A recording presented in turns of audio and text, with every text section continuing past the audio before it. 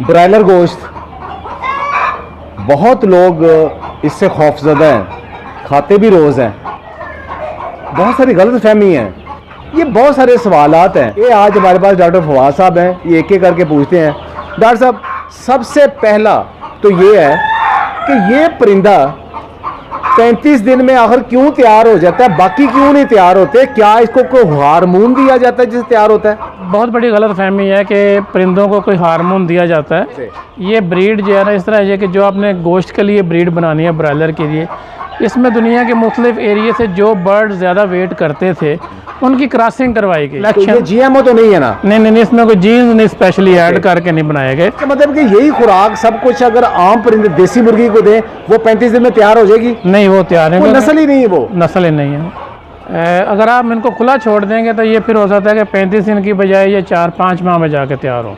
इसकी जो खुराक होती है वो भी बहुत ज़्यादा उसकी जो है वो प्रॉपर तरीके से प्रिसीजन के साथ उसकी फार्मूलेशन की जाती है। उसमें protein, carbohydrates, fat, vitamin, minerals, हर चीज़ जब इतनी प्रॉपरली कैलकुलेट होती है कि इनको बाहर से कोई चीज़ खानी भी ना पड़े। इसका मतलब ये खुराक बहुत अच्छी है इनकी, बहुत बेहतरीन खुराक। तो इन परिंदों को भी वो खुराक दी जाती है जो इंसानों को भी नहीं मिलती।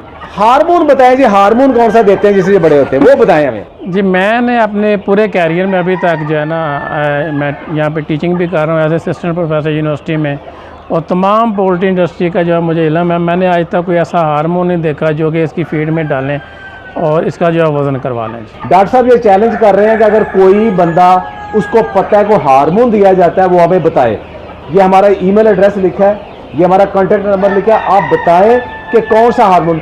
दुनिया में परिंदों को, बर्ड्स को कोई हार्मोन नहीं दिया जाता, ये डॉक्टर साहब का दावा है। इनको बेहतरीन खुराक से पैदा किया जाता है। जिसकी जेनेटिक्स में ये पोटेंशियल हो तो उसका ही वज़न बढ़ेगा।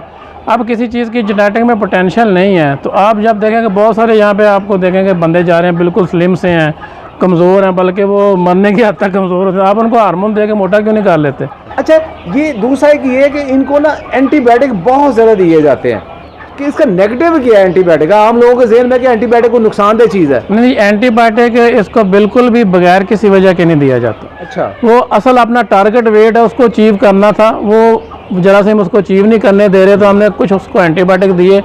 अब ये समझ लें कि सिक बर्ड को हेल्दी बर्ड में कन्वर्ट किया। हाँ, अच्छा, आपका ये मतलब है कि बर्ड को जब आप एंटीबायोटिक देते हैं, अगर उसके पेट के अंदर, गट के अंदर कोई इन्फेक्शन है वो खत्म हो जाएगी, वो सेहतमंद हो जाएगा, ज़्यादा खुराक खाएगा, तो फिर हार्मोन तो ना हुआ ये? नहीं, ये इसका तल्लक जो है, और ये भी हर बर्ड को नहीं दिया जाता उन इलाकों में जहाँ पे पानी में कंटेमिनेशन आए।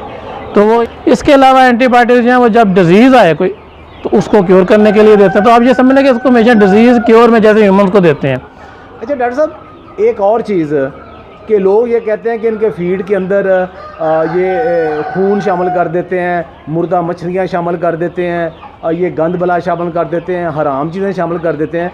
तो जो मुर्गियाँ कुदरती तौर पे देसी बाहर फिरती हैं वो तो भी तो कीड़े मकोड़े खाती हैं, वो भी गंद बला खाती हैं, तो ये क्या कोई ऐसी कोई ख़ास हराम चीज़ इनको दे देते हैं आप? जी बिल्कुल, ऐसी कोई बात नहीं है। इनको हम कोई चीज़ गलत दे ही नहीं सकते। तो ये बर्ड को तो माइनर सी कंटेमिनेशन भी होगी तो इसने तो खुद मार जाना है, इसने आगे क्या करना है? तो हमने तो इसका बहुत ख्याल रखना है कि किसी किस्म की टॉक्सिसिटी जो है इसकी फीड में ना जाए। दे नहीं सकते। शुरू में कुछ लोग इसको फैदर मील, ब्लड मील वगैरह देते थे, ठीक है, लेकिन उससे इनकी बीमारियाँ बहुत आईं। अब वो तो ये तो तकरीबन 15-20 साल पहले का तमाम लोगों ने ये बंद कर दिया हुआ है। जैसे ही ये हमारे पास जो है वो अमाइनो एसिड्स अवेलेबल हो चुके हैं, विटामिन मिनरल्स अवेलेबल हो चुके हैं, मतलब कैल्शियम के लिए बोन मील था, अब नहीं देते हम कैल्शियम के लिए। डायरेक्टली जो है वो हम कैल्शियम सोर्स को यूज़ कर लेते हैं, DCP को यूज़ कर लेते हैं। तो ये अब वो चीज़ें बिल्कुल ख़त्म है। इस तरह की कोई चीज़ अब पोल्ट्री में रही नहीं, क्योंकि कमर्शियल फार्मिंग में जैसे ही आपने कोई गलत चीज़ दी नहीं उसका साइड इफ़ेक्ट सबसे पहले बर्ड पे आएगा। जैसा ये फीड है, आप देखें कि ये इतनी ज़बरदस्त किस्म की पैलेट फीड है और इसमें जो है वो तकरीबन 60 to 70% तो हमारे ग्रेन्स हैं।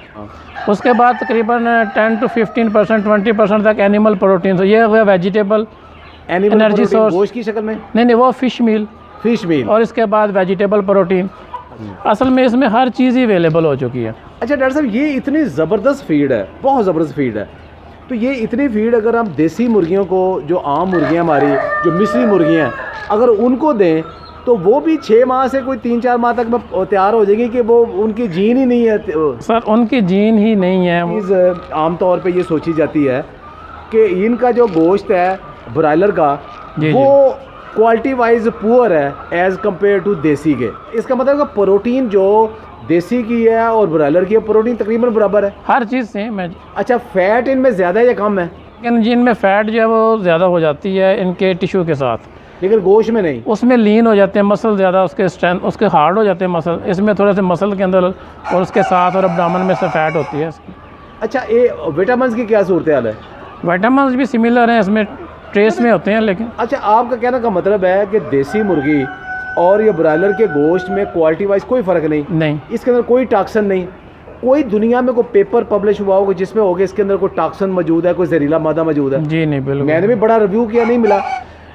इंसान को रोज़ाना प्रोटीन की ज़रूरत है और वेजिटेबल प्रोटीन जो है वो इतनी इफेक्टिव नहीं है जितनी एनिमल प्रोटीन अवेलेबल है। ठीक है, सारा साल आपको कुछ जो है वो 200 ग्राम के करीब डेली चाहिए, तो वो अंडे और गोश्त की शक्ल में इसके अलावा कोई आप चीज़ जो है वो उसको मुहैया कर ही नहीं सकते। ये सबसे चीप और सबसे ज़्यादा एफिशिएंट प्रोटीन है जी। बल्कि ये तो हार्ट के पेशेंट के लिए इसकी जो फ़ैट है वो इतनी नहीं है कि जिस तरह वो अब यूरिक एसिड आ जाएगा फ़ैट। कोई एक तो बुराई बता दें इसकी। इसकी कोई बुराई नहीं है जी। खुले दिल के साथ, बग़ैर किसी गलत फहमी के, बग़ैर किसी फियर के ये ब्रायलर का गोश्त खाएं। ये देसी से हर लिहाज से बराबर या उससे बेहतर है और इजीली अवेलेबल है। लेकिन इसको ख़राब कैसे हम करते हैं? गोश्त की बीमारी नहीं है, गोश्त ख़राब नहीं है, गोश्त खाने के जो तरीके हैं उनमें से कुछ बीमारियां हैं। नंबर एक सबसे बड़ी बीमारी है कि दावतों शादियों पे हम ओवर ईटिंग करते हैं, बहुत ज़्यादा खा लेते हैं। फिर हम जो बनाते हैं डीप फ्राई कर करके बनाते हैं गंदे ऑयल के साथ, उससे हम खराबी करते हैं। ऐसा कोई साइंटिफिक प्रूफ नहीं है। ब्रायलर का गोश्त बेहतरीन गोश्त है, ज़्यादा हाइजेनिकली बनता है, न्यूट्रिशन वाइज बेहतर है और उसकी क्वालिटी वाइज बेहतर है, टेस्ट वाइज बेहतर है। डॉक्टर साहब बहुत बहुत शुक्रिया जी, थैंक यू।